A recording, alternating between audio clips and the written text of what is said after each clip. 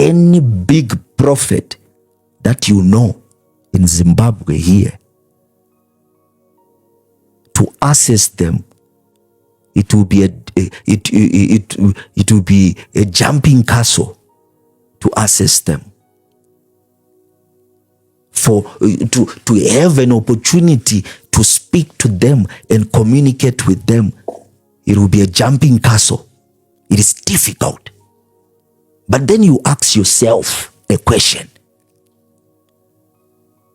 Do you think Tagwirei will have a difficult time to access your prophet and your pastor? Do you think Wicknell will have a difficult time to access your prophet and your pastor?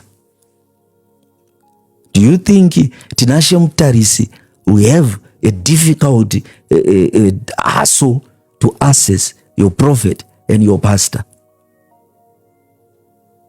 Do you think the family and the children of our leaders in Zimbabwe will have a difficult time accessing your prophet and your pastor? Of course not. They will access that prophet of yours that is extremely difficult to access the gentlemen and the leaders I have just mentioned now, and the guys that I have just mentioned now. They will not even have to make 1% of an effort. Just a sign that they need the audience of your prophet or your pastor. That will be all. Your prophet and your pastor will run up and down if he hears that he has been called for prayers by the individuals I have mentioned, and many more other individuals like Esia, like Victor Matienga, many other individuals like Harare Hustler. There's a gentleman called Harare Hustler who's into microfinance. He's an upcoming multi-millionaire. You see, so all these now, contemplate for yourself that should you die and suffer because you can't access your pastor in time, so what then is the portion of the poor? What then is the portion of those struggling on earth? If they go to church every Sunday, but they don't have the number to their leader, they don't have easy access to their leader because they are poor, what does God have to say about that?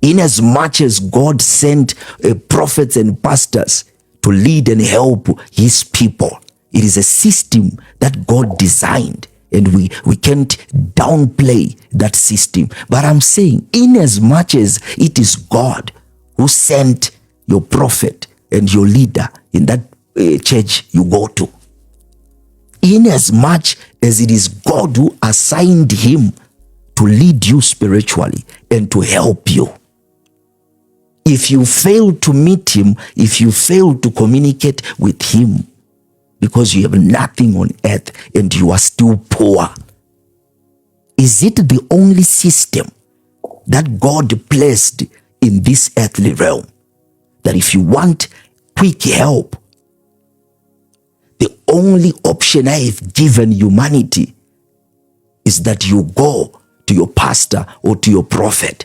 He will speak to me on your behalf and I will bless you. Is it the only system that God gave to humanity? It is not. There is another system, and that is a system of consistent prayer. It is a system that God uses to recognize and to remember the poor, to recognize and to remember those that are looked down upon in our societies. It is a system that God has placed as an option if all other things fail. God gave a sure system that never fails. And that is a system of having a consistent my God, prayer life. You can be poor selling airtime. You can be poor having nothing to point at. But when you pray consistently, brethren, God is not a man that he should lie. Neither is he the son of man that he promises and doesn't fulfill. Inasmuch as we have all fallen short of the glory of God, Romans 3:23, there is still a sure way in the realm of the Spirit.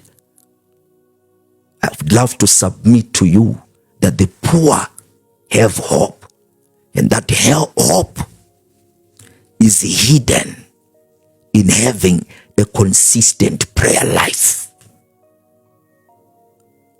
God can raise you, empower you, bless you, give you testimonies. In our generation, unfortunately, human beings downplay the importance of a consistent prayer life.